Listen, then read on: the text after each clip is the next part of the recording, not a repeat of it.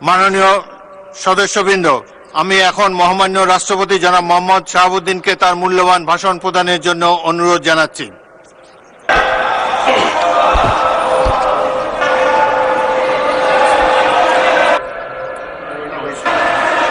মাননীয়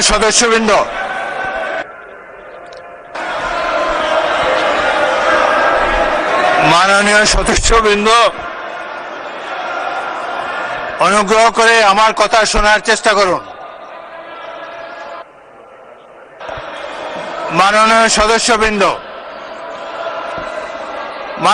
সদস্যবৃন্দ, আমরা মহান জাতীয় সংসদে কার্যপ্রণালী বিধি, সংবিধান এবং রেওয়াজসমূহ অনুসরণ করতে চাই। আপনারা এখানে কোনো খারাপ প্রেসিডেন্স উত্থাপন করবেন না। দয়া করে আপনাদের আসনে বসুন এবং মহামান্য রাষ্ট্রপতির ভাষণ শোনার জন্য অপেক্ষা করুন।